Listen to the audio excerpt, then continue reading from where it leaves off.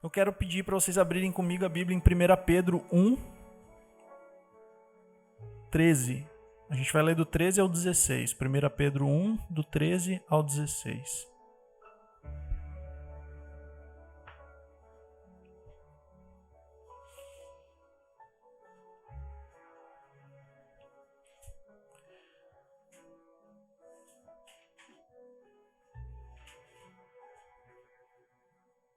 Amém? 1 Pedro 1, 13 ao 16. Portanto, preparem sua mente para a ação e exercitem o autocontrole. Depositem toda a sua esperança na graça que receberão quando Jesus Cristo for revelado. Sejam filhos obedientes. Não voltem ao seu antigo modo de viver, quando satisfaziam os próprios desejos e viviam na ignorância. Agora, porém, sejam santos em tudo o que fizerem, como é santo aquele que os chamou. Pois as Escrituras dizem: sejam santos, porque eu sou santo. Irmãos, quando a gente começa a investigar a palavra de Deus, a gente vai perceber que se a santidade não é um dos, ela é o principal atributo da vida de um cristão. E por ser um dos principais atributos da vida de um cristão, a gente precisa compreender a santidade e esse processo de santificação para que a gente possa não só viver em santidade, mas também combater a enorme quantidade de mentiras e informações incorretas a respeito do assunto que estão se disseminando. Né? Hoje em dia, a mais famosa dessas vertentes é a famosa teologia da hipergraça, né? Que está espalhando um evangelho completamente distorcido sobre a nossa vida com Deus e principalmente sobre a santidade. Essa linha de pensamento, que é uma linha de pensamento completamente diabólica, né? Ela prega uma salvação que independe das nossas escolhas, decisões, daquilo que a gente faz, né? E usa como justificativa o amor de Deus para que a gente possa fazer tudo o que a gente quiser e ser justificado do jeito que a gente quiser. E o diabo faz isso de uma forma muito simples. Sempre que ele tenta fazer isso, ele isola um dos atributos do caráter de Deus e distorce esse atributo. Né? Então, o que eles fazem? Né? Olha, não, Deus é amor. E isola o amor de Deus, distorce o amor de Deus. Para quê? Para que Deus se encaixe nos nossos padrões, nas nossas condutas e a gente possa viver do jeito que a gente quiser, sem nenhum tipo de mudança. Né? E aí a gente fica com a consciência tranquila. Só que, irmão, essa tática não é nova. O diabo não começou a fazer isso agora. Não precisa abrir, mas olha só, lá no Antigo Testamento, Malaquias 2,17 diz assim, ó: vocês cansaram o Senhor com suas palavras. De que maneira o cansamos, vocês perguntam? Vocês o cansaram, dizendo que todos os que praticam o mal são bons aos olhos do Senhor e que ele se agrada deles. E também ao perguntar: onde está o Deus da justiça? Então aqui Deus está reclamando com o povo que se afastou, quebrou a aliança que tinha, estava vivendo uma vida de pecado, mas a liderança religiosa da época, os sacerdotes, os líderes e os profetas que eram falsos profetas diziam para o povo: não, está tudo certo. Vocês são bons. Tudo que vocês estão fazendo de errado, Deus não se importa, não. E aí eles dizem lá no final: onde está o Deus da justiça? Como quem diz: cara, não tem essa de Deus ser justiça. Cara, Deus é amor. Onde está? Deus não é justiça. Né? O outro profeta menor do Antigo Testamento, Miqueias, no capítulo 2, 6 e 7, ele diz assim: não preguem, dizem os seus profetas, não preguem acerca dessas coisas. A desgraça não nos alcançará. Ó descendência de Jacó, é isso que está sendo falado. O Espírito do Senhor perdeu a paciência? É assim que ele age? Então esses caras, eles olhavam para essas profecias de Deus avisando o povo, falando: ei, vocês estão corrompendo a aliança, vocês estão se prostituindo, vocês violaram a nossa aliança e vocês se afastaram de mim. Eu vou trazer juízo. E esses caras diziam: não fala sobre isso. Porque o Espírito do Senhor não faz essas coisas. Ele perdeu a paciência, por acaso? Né? E Deus está questionando eles, falando: cara, o que é isso que vocês estão fazendo? Então essa tática do diabo não é nova. E o problema de quando a gente olha de forma isolada para um atributo de Deus é que a gente perde de vista quem ele realmente é. E sabe, mesmo que a gente fosse olhar para Deus com um atributo só de Deus, o amor não me parece ser o principal. Porque quando a gente olha para a palavra, a gente vai ver os anjos que estão diante de Deus, 24 horas, eles não estão cantando amor, amor, amor. Eles não estão dizendo justiça, justiça, eles não estão dizendo bondade, bondade. O que eles dizem 24 horas por dia? Santo, santo, santo. Esse é o atributo mais impressionante, mais chocante de Deus. E a gente precisa prestar atenção nisso. Por quê? Porque isso faz com que Deus tenha um padrão moral e de justiça e integridade que não engloba só um atributo do caráter dele, mas a integridade de quem ele é. E isso faz com que esse padrão seja muito, mas muito mais elevado do que o nosso padrão. É por isso que a nossa vida precisa estar sempre focada em alinhar as nossas escolhas, as nossas decisões e os nossos desejos, todos ao padrão que ele tem, não ao nosso padrão. E por causa dessa importância, eu acredito que a gente precisa ser muito pronto, a gente precisa estar muito pronto, não só no que a gente acredita, mas a gente precisa estar pronto na palavra. Então o que eu quero fazer hoje é trazer bastante Bíblia. Então quem tiver com caneta aí, anota, porque eu vou trazer bastante texto para a gente poder entender melhor esse princípio da santidade. Amém? Amém. Abre comigo lá em Hebreus 12:14. Eu quero ler 3 textos para a gente começar a entender melhor esse princípio. Hebreus 12:14 diz assim: esforcem-se para viver em paz com todos e procurem ter uma vida santa. E olha isso aqui, sem a qual ninguém verá o Senhor. Então o autor de Hebreus está colocando como condição, ele está falando, ei, se não tiver uma vida santa, não vai ver Deus. Ele já está dizendo, não tem salvação, não tem vida eterna sem santidade. Esse aqui não precisa abrir, eu vou ler aqui para a gente não perder muito tempo. Isaías 59, 1 e 2. Diz assim, ouçam, o braço do Senhor não é fraco demais para salvá-los, nem seu ouvido é surdo para ouvi-los. Foram as suas maldades que os separaram de Deus. Por causa dos seus pecados, ele se afastou e já não os ouvirá. E por fim, vamos ler lá em Hebreus 10, 26 e 29. Esse eu quero que vocês abram comigo. Esse texto é muito importante, irmão. Hebreus 10, 26 a 29.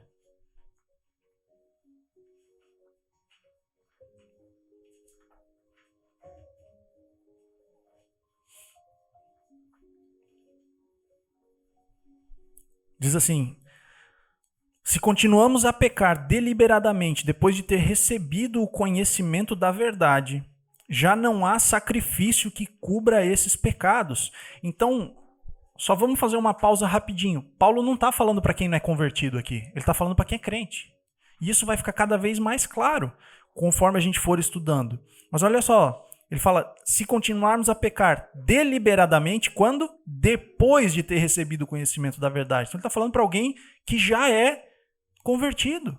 Está falando para alguém que já nasceu de novo. Ele fala, se a gente continua pecando deliberadamente, não tem mais sacrifício que cubra esses pecados. Aí ele continua no 27. Há somente a assustadora expectativa do julgamento e do fogo intenso que consumirá os inimigos. Pois quem se recusava a obedecer à lei de Moisés era morto sem misericórdia com base no depoimento de 2 ou 3 testemunhas. Aí olha isso aqui que ele traz, porque isso aqui é muito forte. No 29 ele diz assim, imaginem quão maior será o castigo para quem insultou o Filho de Deus, tratou como comum e profano o sangue da aliança que o santificou e menosprezou o Espírito Santo que concede graça. Essa graça manca, como diz o pastor Farley, né? Que é proposta pelos pregadores da hipergraça, ela menospreza o poder do Espírito, transforma o poder do Espírito e a graça numa mágica barata que, ao invés de transformar a gente, faz com que Deus baixe os padrões morais dele para que a gente possa se encaixar e viver a vida tranquilo. É Deus se adaptando aos nossos desejos, nossos estilos de vida.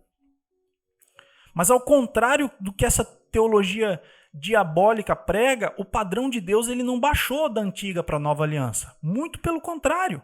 O padrão subiu e subiu muito. Quando a gente olha para esse texto, o autor de Hebreus ele começa falando, olha, na lei de Moisés o padrão já era alto. A pessoa era morta, quebrava a lei, ela era morta pelo testemunho de 2 ou 3 pessoas sem misericórdia. Aí, olha só, ele continua, ele diz, olha, imaginem, agora ele está falando da nova aliança, quão maior será o castigo para quem insultou o Filho de Deus, tratou como comum e profano o sangue da aliança que o santificou e menosprezou o Espírito Santo que concede graça. Ou seja, Deus trata agora com muito mais rigor. Por quê? Justamente porque Jesus pagou o preço mais alto de todos para que a gente tenha essa graça que é concedida pelo Espírito Santo. Que ao contrário do que se prega, não é só um favor imerecido para perdão de pecados, ou uma mágica justificadora que faz Deus baixar o padrão para a gente se encaixar nele. A graça é, além de um favor imerecido, o poder de Deus que transforma a gente e nos capacita a viver uma vida de santidade. Então não existe verdadeiro relacionamento com Deus, nem atuação da graça de Deus onde não tem transformação de caráter e de comportamento. A verdadeira conversão e salvação são comprovadas justamente pela atuação da graça de Deus, que faz com que a gente passe a viver a nossa vida com um padrão muito mais elevado moral e comportamental do que a gente tinha antes. Então, quando a gente diz que a graça de Deus é só um favor imerecido para perdão de pecados, a gente está fazendo justamente o que o autor de Hebreus diz para a gente não fazer. A gente está menosprezando o sacrifício de Jesus e o Espírito Santo que concede a graça. A transformação de conduta e de caráter que nos levam à santidade são a verdadeira marca da ação constante da graça de Deus nas nossas vidas. Irmãos, Paulo deixa isso muito claro em Romanos 6. Abre lá comigo Romanos 6. No final do capítulo 5 de Romanos, Paulo cita aquela frase que todo mundo gosta de usar para justificar os pecados. Ele diz, olha, onde abundou o pecado, superabundou a graça. E todo mundo que quer se justificar e não quer viver uma vida de santidade, tira esse versículo, recorta esse versículo do contexto, cita ele como se fosse, não, então eu posso fazer o que eu quiser porque a graça de Deus vai magicamente resolver todos os meus BO, né? Só que o texto continua em Romanos 6. E normalmente a galera não está muito afim de falar sobre isso. É só um recorte. Romanos 6 diz assim, ó, do verso 1. Que diremos então? Continuaremos pecando para que a graça aumente? De maneira nenhuma. Nós, os que morremos para o pecado, como podemos continuar vivendo nele? Então vamos fazer uma pausa aqui. Olha só o que Paulo está dizendo. Então, porque a graça superabundou onde abundou o pecado, para aumentar a graça a gente vai continuar vivendo em pecado? Ele fala, não. E aí ele continua, ele fala, como é que pode alguém ter nascido de novo e continuar vivendo no pecado? O que ele está dizendo é, isso não faz sentido. Não tem como ser verdade.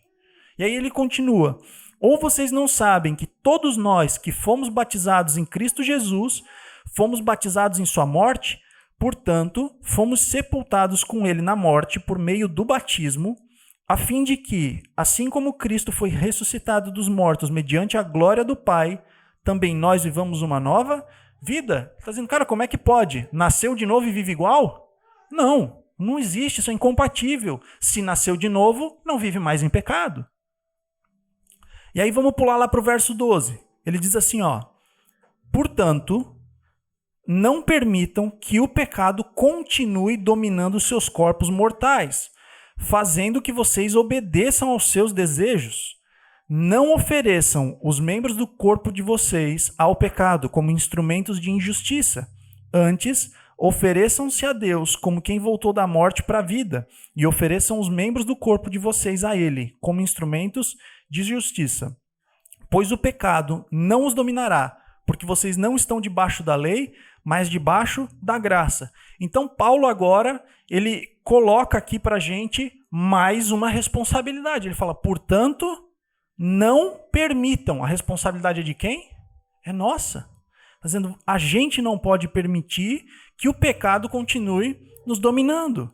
Por quê? Porque a gente não está mais debaixo da lei, mas debaixo da graça. E essa é justamente a justificativa que eles tentam usar. Falam, não, agora a gente não vive mais debaixo da lei, a gente vive debaixo da graça, então a gente faz o que a gente quiser. E aqui ele está dizendo que não é verdade, ele está dizendo justamente porque estamos debaixo da graça, que é a graça transformadora que nos capacita, nós somos capazes de não permitir que o pecado nos domine. Então é nossa responsabilidade. Mas aí depois de dizer que a gente não está debaixo da lei, debaixo da graça, ele continua no verso 15. Ele diz assim, e então, vamos pecar porque não estamos debaixo da lei, mas debaixo da graça? De maneira nenhuma. Não sabem que quando vocês se oferecem a alguém para lhes obedecer como escravos, tornam-se escravos daquele a quem obedecem, escravos do pecado que leva à morte ou da obediência que leva à justiça? Mas graças a Deus, e aqui ele está falando para quem já é convertido, né? Ele diz, mas graças a Deus, porque embora vocês tenham sido escravos do pecado, passaram a obedecer de coração a forma de ensino que lhes foi transmitida. Vocês foram libertados do pecado e tornaram-se escravos da justiça. Irmãos, quando a gente olha para isso, fica claro que a santidade ela é tanto um requisito para o relacionamento de Deus, mas ela é também uma marca da salvação e da conversão genuínas. Né? Porque a mesma graça que justifica também é a graça que livra a gente do poder e do domínio do pecado. Ela nos capacita para viver longe do poder do pecado. E o que isso quer dizer, irmão? Que ao contrário do que a gente vê muita gente pregando, se a gente não tomar cuidado, a gente ainda pode cair no pecado e no domínio do pecado. Por isso que ele diz que a gente não pode permitir que a gente seja dominado novamente pelo pecado. Nós somos diretamente responsáveis por manter e aperfeiçoar a nossa santidade. Então, querido, quando a gente olha para isso, fica muito claro que a santificação não é um evento único que acontece ao longo da linha do tempo da vida do cristão, como o batismo, por exemplo. Ela é um processo que tem começo, meio e fim. E, irmãos, eu gosto muito da definição que o pastor Luciano Subirá propõe para esse processo. Eu já falei, acho aqui do livro algumas vezes, O Impacto da Santidade, eu recomendo bastante. Mas o pastor Luciano ele chama esse processo, no começo ele chama de santificação inicial, o meio ele chama de santificação progressiva e o fim ele chama de santificação total. Então a gente pode dividir o processo de santificação na vida de um cristão dessa forma. A santificação inicial ela acontece no momento da conversão, que é quando nós aceitamos Jesus, somos batizados. E, irmão, isso acontece pela fé e é o momento onde a nossa natureza é transformada. Nós matamos a nossa natureza adâmica ou a nossa carne e da água, no batismo, nasce uma nova criatura com uma natureza celestial. É o que Paulo está dizendo nesse texto de Romanos 6 que a gente leu. Ele diz, vocês foram sepultados com Cristo e ressuscitaram para uma nova vida. Abre comigo lá em Efésios 2, de 1 a 10.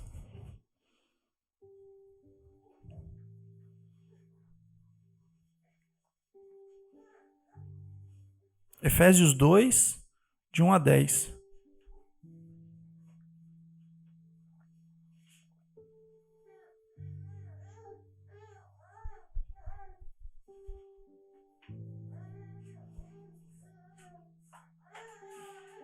Amém? Diz assim, vocês estavam mortos em suas transgressões e pecados, nos quais costumavam viver, quando seguiam a presente ordem desse mundo e o príncipe do poder do ar, o espírito que agora está atuando nos que vivem na desobediência. Anteriormente, todos nós também vivíamos entre eles, satisfazendo as vontades da nossa carne, seguindo os desejos e os seus desejos e pensamentos. Como os outros, éramos por natureza merecedores da ira. Todavia, Deus que é rico em misericórdia, pelo grande amor com que nos amou, deu-nos vida com Cristo, quando ainda estávamos mortos em transgressões. Pela graça vocês são salvos, Deus nos ressuscitou com Cristo e com ele nos fez assentar nos lugares celestiais em Cristo Jesus, para mostrar nas eras que hão de vir a incomparável riqueza da sua graça, demonstrada em sua bondade que conosco em Cristo, a sua bondade para conosco em Cristo Jesus. Pois vocês são salvos pela graça, por meio da fé, e isso não vem de vocês, é dom de Deus, não por obras, para que ninguém se glorie, porque somos criação de Deus, realizada em Cristo Jesus para fazermos boas obras, as quais Deus preparou antes para nós as praticarmos. Eu não vou ler aqui, mas eu vou deixar o texto para quem quiser ler em casa, Colossenses 2, de 9 a 15. E Romanos 8:1, que é curtinho, eu vou ler só para a gente reforçar. Diz assim: portanto, agora não há condenação para os que estão em Cristo Jesus. Então a santificação inicial acontece nesse momento em que a gente crê de coração que Jesus ressuscitou. A gente confessa com a nossa boca que Ele é o nosso Senhor e a gente é batizado e nasce de novo. Então nesse momento, pela fé, nós somos justificados diante de Deus através do sangue de Jesus e nós somos então libertos da condenação do pecado. Só que a condenação, a libertação da condenação do pecado não significa que a gente está livre da presença ou do poder do pecado. São coisas diferentes.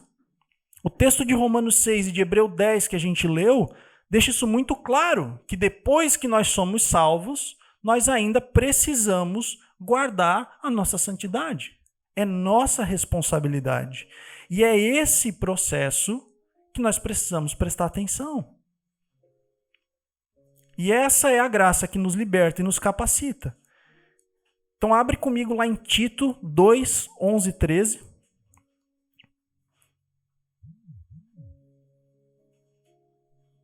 Tito 2, 11 e 13.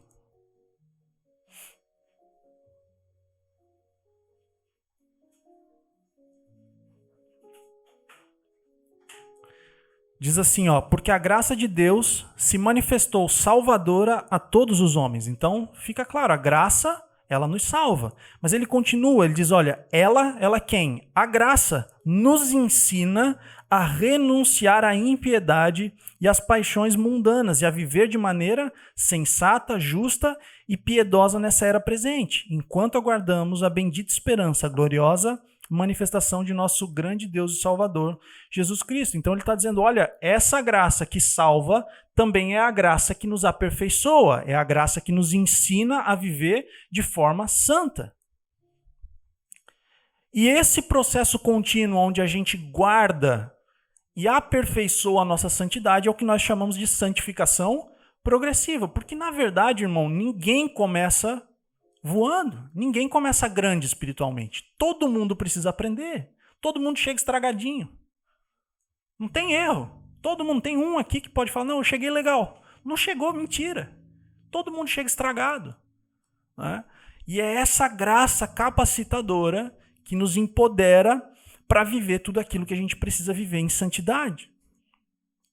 Só que esse processo ele precisa ser diário, irmão. E a gente é responsável. Olha só, não precisa abrir, mas 2 Coríntios 7:1, Paulo diz o seguinte: amados, visto que temos essas promessas, purifiquemo-nos de tudo o que contamina o corpo e o espírito, aperfeiçoando a santidade no temor do Senhor. Então a gente precisa aperfeiçoar a nossa santidade. Abre comigo em 1 Tessalonicenses 4, de 1 a 8. 1 Tessalonicenses 4, de 1 a 8.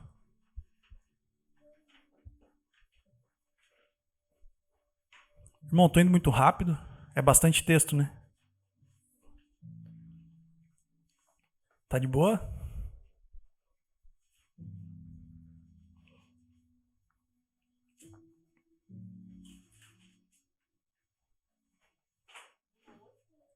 De 1 a 8.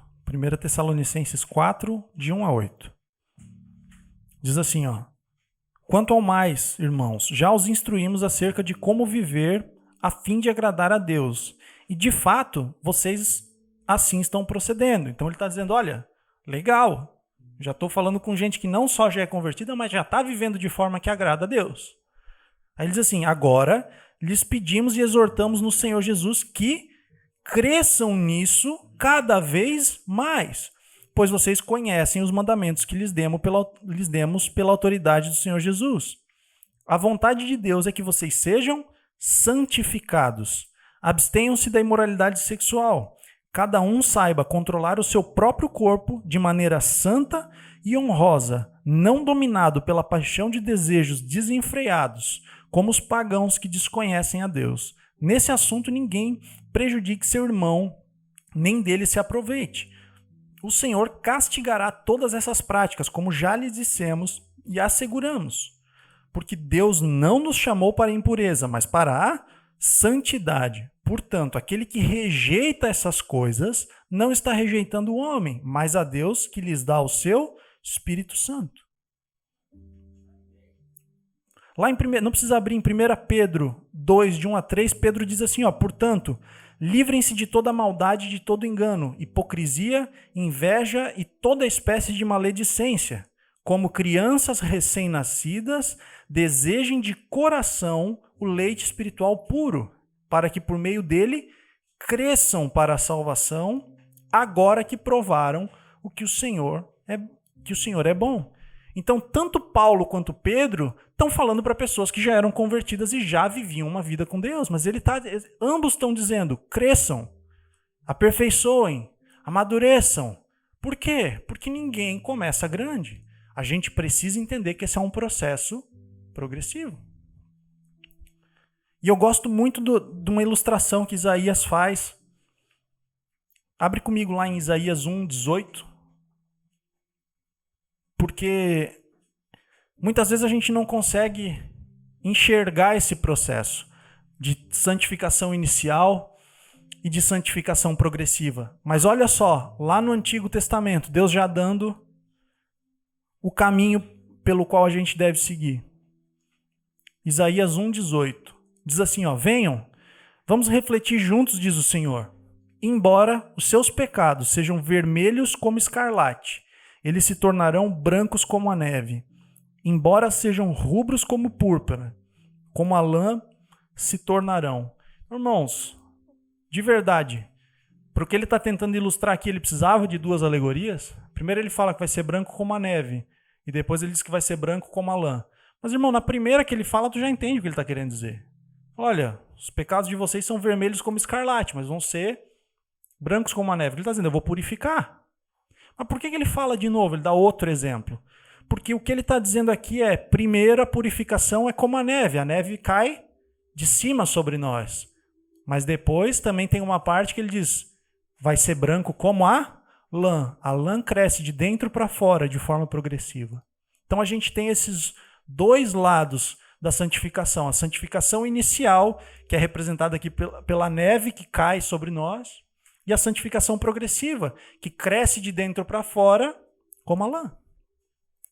Então, diferente da santificação inicial, a santificação progressiva tem por objetivo nos libertar do poder do pecado. Então, na santificação inicial, a gente é liberto da condenação do pecado, mas durante a nossa vida, conforme nós vamos vivendo com Deus e nos aperfeiçoando a santidade, guardando a santidade, nós vamos sendo libertos do poder do pecado e do domínio do pecado. Abre comigo lá em Romanos 8. Tu leu Romanos 8 ou 11? 11, né? A hora que você falou Romanos, eu falei, nossa, mano, será que ele vai me roubar um texto?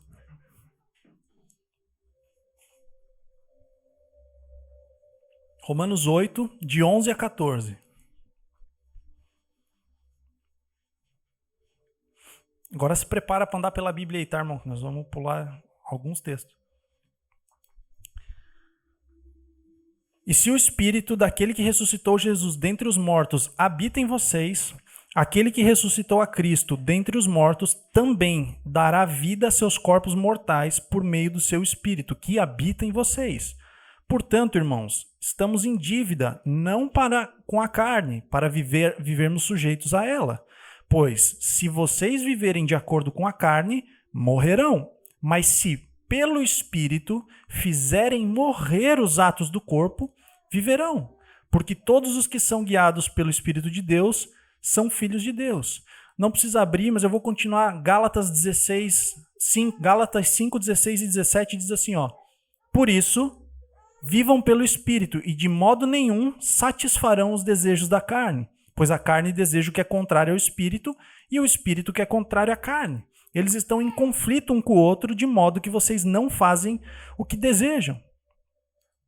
Então, irmão, se a gente precisa guardar e aperfeiçoar a santidade, a gente entende que isso precisa ser feito, que o processo também pode ser abortado.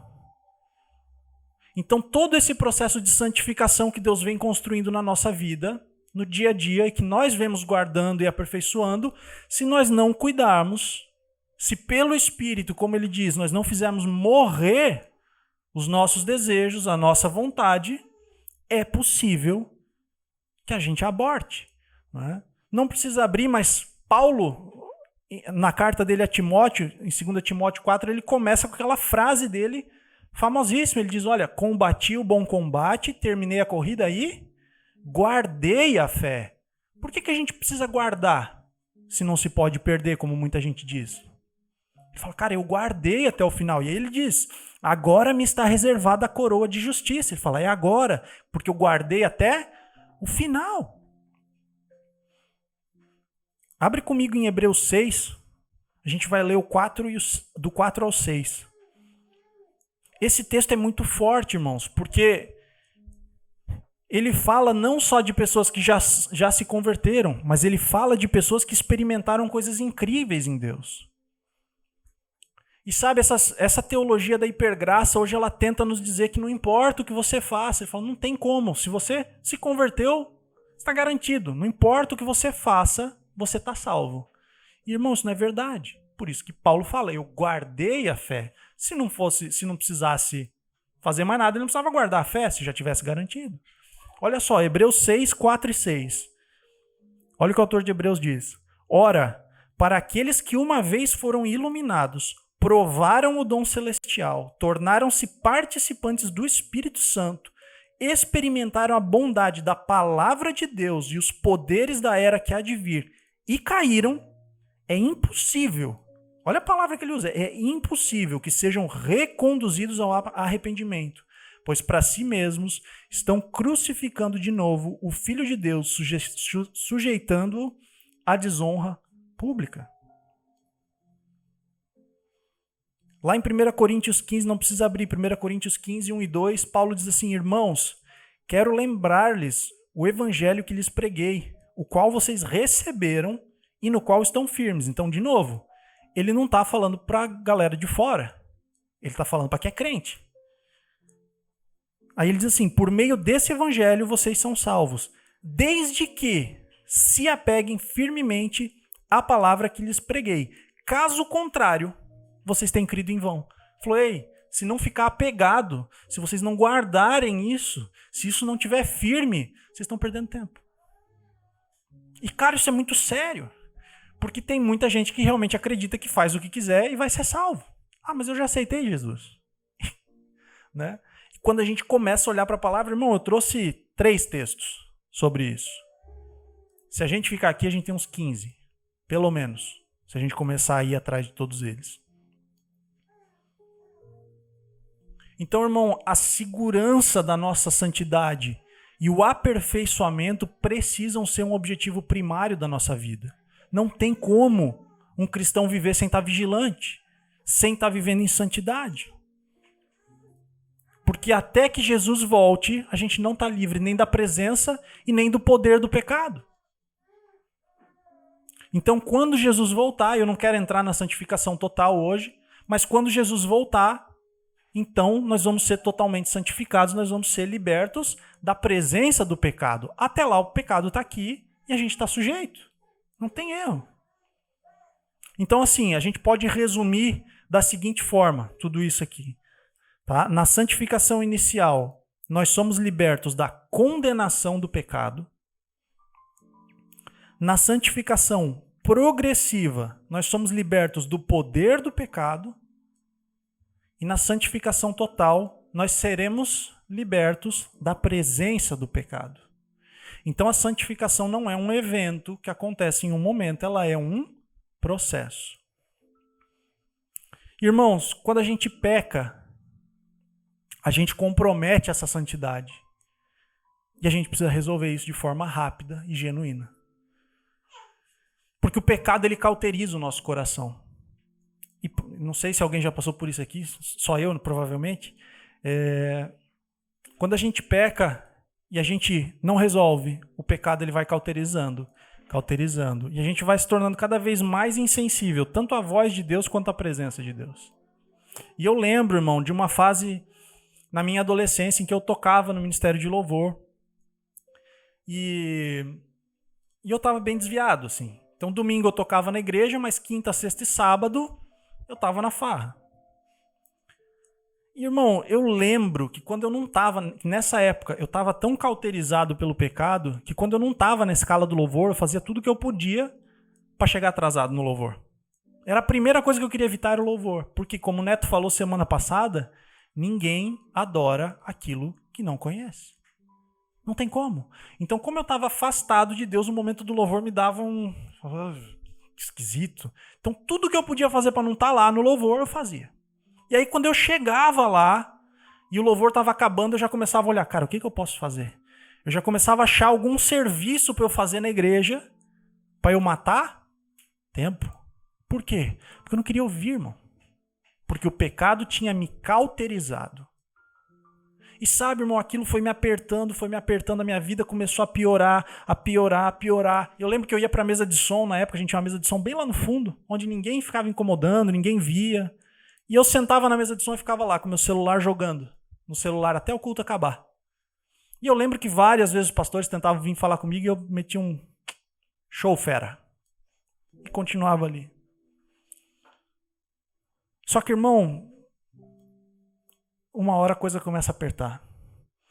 E graças a Deus, porque Deus nunca desiste da gente, né? Só que é o seguinte, irmão, eu nessa época estava indo para a igreja para bater cartão. E o que o pecado faz é que ele começa a transformar a gente em alguém que é incapaz de perceber que está pecando. Então eu fazia as coisas e eu nem percebia mais, eu nem via mais que estava errado. Porque eu também não lia a Bíblia. Então como é que eu vou saber o que está errado?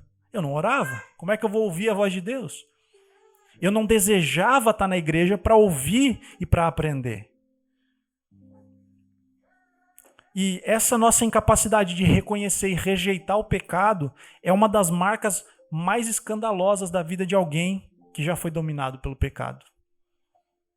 E eu quero ler com vocês o Salmo 36, de 1 a 4,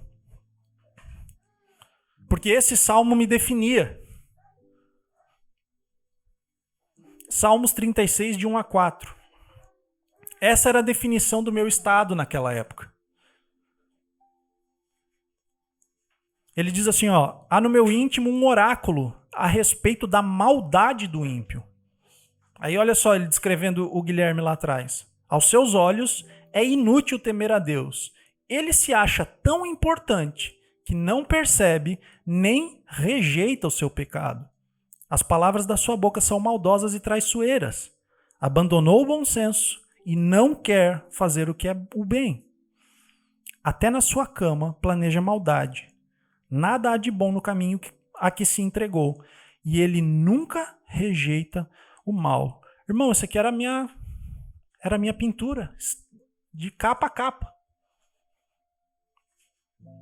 Olha só.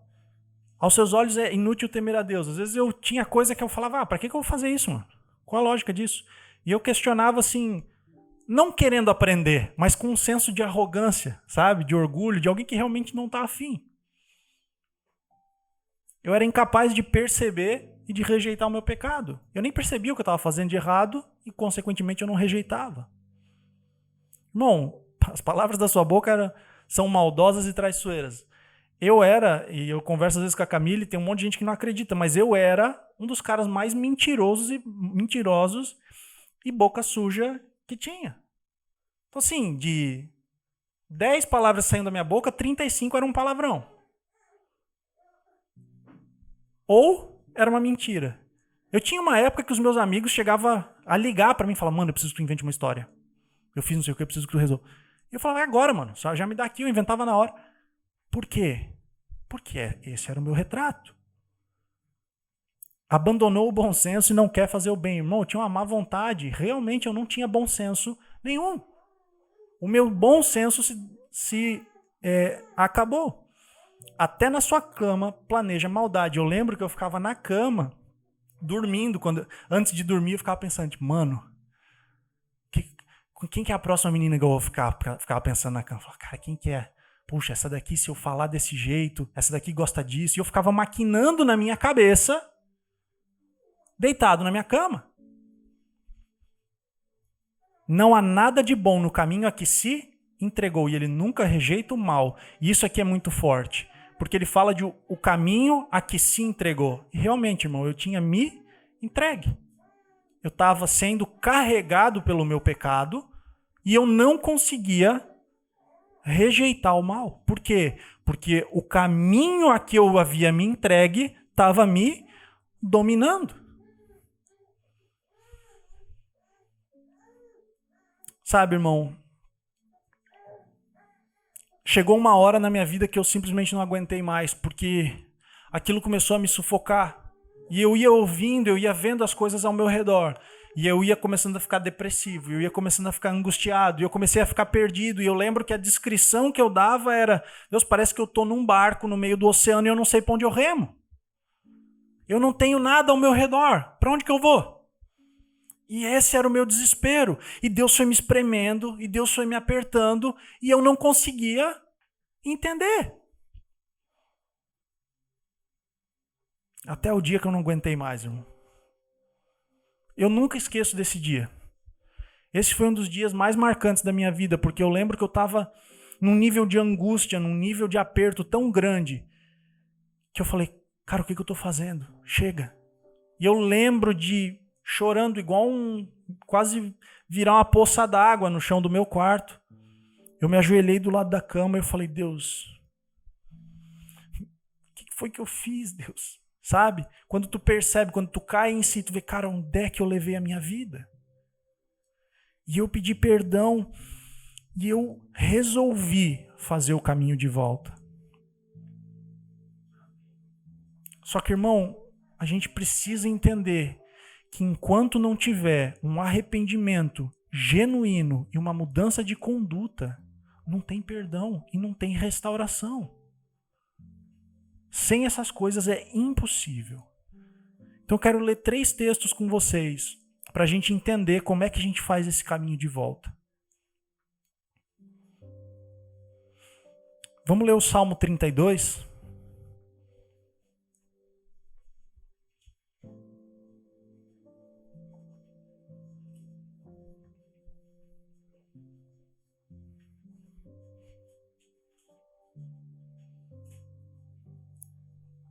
Salmo 32 diz assim, ó, como é feliz aquele que tem suas transgressões perdoadas e os seus pecados apagados. Como é feliz aquele a quem o Senhor não atribui culpa e em quem não há hipocrisia. Agora presta atenção, ele diz assim, ó, enquanto eu mantinha escondidos os meus pecados, o meu corpo definhava de tanto gemer, pois dia e noite a tua mão pesava sobre mim. Minhas forças foram se esgotando como em tempo de seca. Então, reconheci diante de ti o meu pecado e não encobri as minhas culpas. Eu disse, confessarei as minhas transgressões ao Senhor e tu perdoaste a culpa do meu pecado. Portanto, que todos os que são fiéis a ti, os que são fiéis orem a ti enquanto pode ser encontrado. Quando as muitas águas se levantarem, elas não os atingirão. Tu és o meu abrigo, tu me preservarás das angústias e me cercarás de canções de livramento. Eu o instruirei e o ensinarei no caminho que você deve seguir. Eu o aconselharei e cuidarei de você. Agora olha que engraçado isso aqui, ele diz, não sejam como cavalo ou como burro, que não tem entendimento, mas precisam ser controlados com freios e rédeas, caso contrário, não obedecem. Muitas são as dores dos ímpios, mas a bondade do Senhor protege quem nele confia. Alegrem-se no Senhor e exultem vocês que são justos. Cantem de alegria todos vocês que são retos de coração. Então quando ele fala, cara, não sejam como o cavalo e como o burro, que precisa de alguma coisa, de uma rédea para ser, senão não obedece, é a mesma coisa.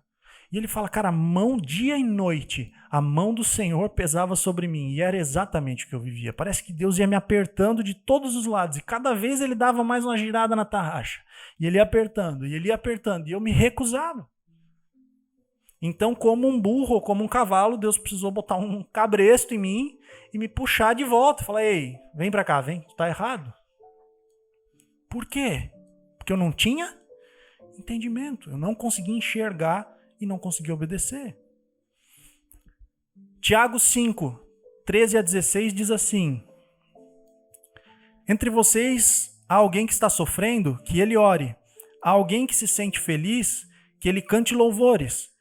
Entre vocês há alguém que está doente, que ele mande chamar os presbíteros da igreja para que estes orem sobre ele e o unjam com óleo em nome do Senhor. A oração feita com fé curará o doente e o Senhor o levantará. E se houver cometido pecados, ele será perdoado. Portanto, confessem os seus pecados uns aos outros e orem uns pelos outros para serem curados. A oração de um justo é poderosa e eficaz. E eu quero ler um último texto, que está em Mateus 5, 23 e 24. E aqui Jesus diz assim, isso é Jesus falando. Portanto, se você estiver apresentando a sua oferta diante do altar e ali se lembrar que seu irmão tem algo contra você, deixe a sua oferta ali diante do altar e vá primeiro reconciliar-se com seu irmão. Depois, volte e apresente sua oferta. Então, nesses 3 textos, a gente vê 3 níveis desse caminho de restauração. Primeiro, a gente precisa se arrepender verdadeiramente. Confessar diante de Deus, para que Deus nos perdoe. Tiago fala que a gente precisa confessar os nossos pecados uns aos outros para que nós sejamos curados. Mas Jesus ele acrescenta mais uma etapa. Ele diz, ei, se o teu pecado atingiu a vida de alguém, antes de mais nada, vai e conserta. Então, irmãos, quando a gente olha para isso, a gente vê que para que a gente volte para esse caminho de santidade, a gente precisa também aprender a reparar o nosso pecado. A gente precisa aprender a fazer esse caminho de volta. E o arrependimento ele é fundamental. Então, irmão, para encerrar, eu quero reforçar que não existe salvação nem conversão onde não existe santidade. Não existe uma vida nova quando a gente está vivendo deliberadamente no pecado. O pecado ele pode até ser um acidente na vida de um cristão de verdade, mas quem vive e escolhe viver em uma vida de pecado não está vivendo uma vida com Deus. Não existe salvação e nem conversão verdadeira nesse lugar. E nós seguimos Jesus justamente, não porque nós somos ótimos ou porque nós somos os incríveis, mas justamente pelo contrário, porque nós precisamos ser aperfeiçoados. Então é justamente pelas nossas falhas, é justamente por reconhecer o quão ruim nós somos, é que nós seguimos Jesus, para que através da graça dele nós sejamos libertos da condenação do pecado, do poder do pecado e venhamos ser libertos da presença do pecado. Então que a gente possa compreender que a graça ela não é essa mágica barata, mas que ela nos empodera e nos capacita para viver a vida de santidade que a gente precisa viver. Para que a gente possa guardar essa vida de santidade e aperfeiçoar para que nós sejamos cada vez mais santos. Amém?